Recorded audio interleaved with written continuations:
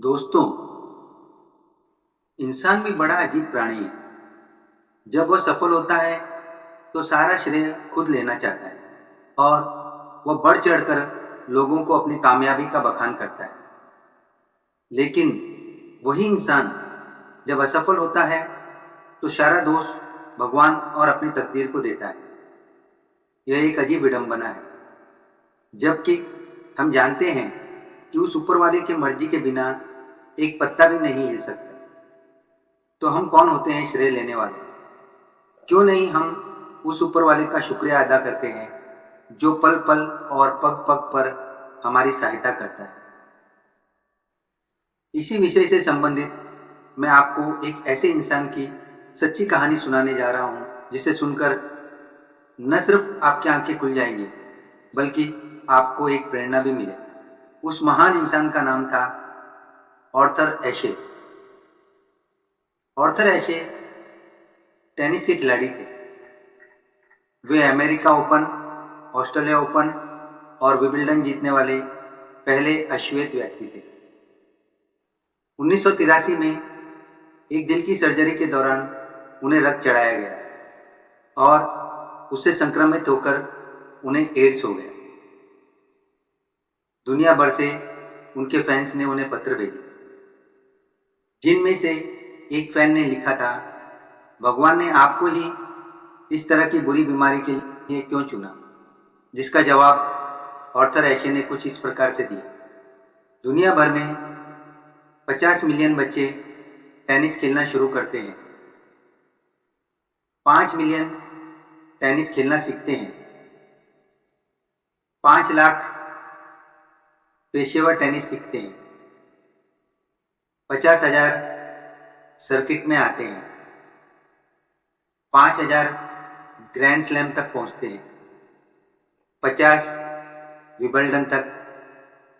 4 लोग सेमीफाइनल में पहुंचते हैं और 2 फाइनल में, और उनमें से एक है जो कप उठाता है, और मैं उनमें से एक था। जब मैं कप पकड़े हुए था तो मैंने कभी भगवान से नहीं पूछा कि मुझे ही क्यों चुना कप पकड़ने के लिए।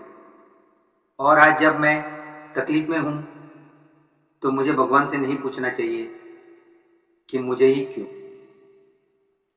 इस कहानी से हमें बहुत बड़ी सीख मिलती है। यह बताती है कि हमें भगवान का शुक्रिया अदा करने नहीं भूलना चाहिए। दोस्तों, आगे बढ़ने से पहले अगर आप मेरे चैनल पर नए हो या आपने मेरे चैनल को सब्सक्राइब नहीं किया है तो मेरे चैनल को सब्सक्राइब कीजिए और अच्छा लगे तो एक प्यारा सा लाइक दीजिए। दोस्तों, कुछ लोग कहते हैं कि मैंने इतनी पढ़ाई की, मैंने यह कोर्स किया, तब जाकर मुझे अच्छी नौकरी मिली।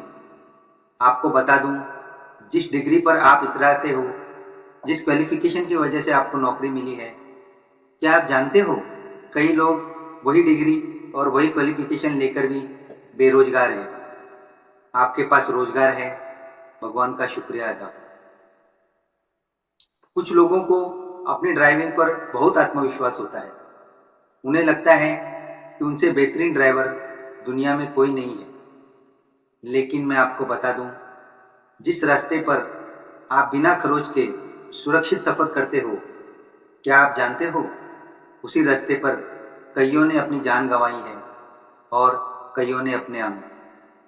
आप सुरक्षित हो, भगवान का शुक्रिया अदा करें। लोग शादी ब्याह में जाते हैं और अलग अलग व्यंजनों का स्वाद चखने के लिए अक्सर जरूरत से ज्यादा खा लेते हैं।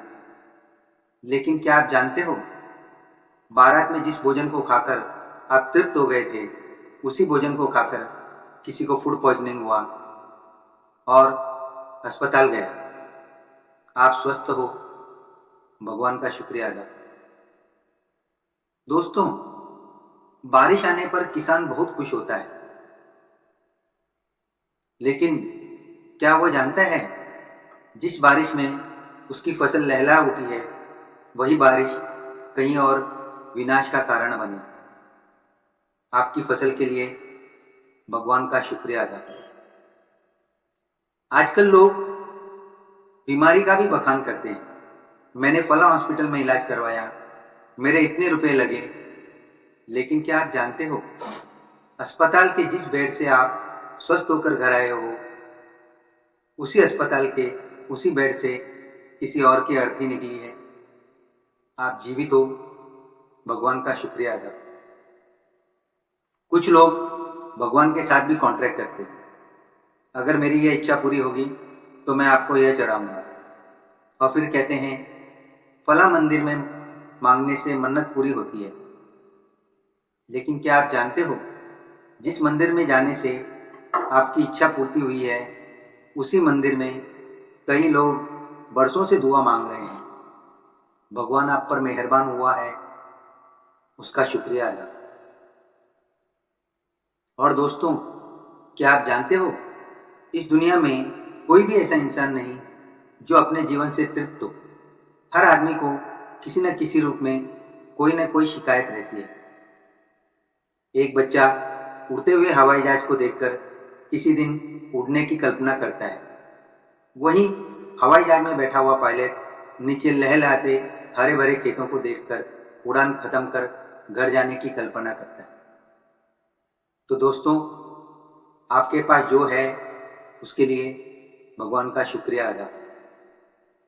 सरकार ने आपकी कमाई पर टैक्स लगाया है। मेहनत आप करते हो और टैक्स सरकार लेती है। आपको टैक्स भरने में बड़ा दुख होता है। क्या आप जानते हो, कितने ही लोग ऐसे हैं जो आपके टैक्स जितना भी नहीं कमा पाते हैं।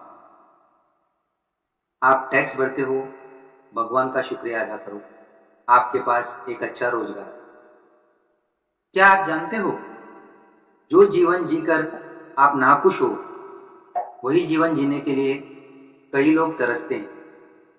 इसलिए जो भी आपके पास है, पहले उसके लिए ऊपर वाले का शुक्रिया अदा करो, क्योंकि यह सब सिर्फ आपकी काबिलियत या आपकी डिग्री से नहीं है, यह भगवान की मेहरबानी से है। वही आपकी खुशियों का दाता है। उसे हर पल याद करो, हर प्राप्ति के लिए उसका शुक्रिया अदा करो। वीडियो देखने के लिए धन्यवाद। आपका दिन शुभ हो।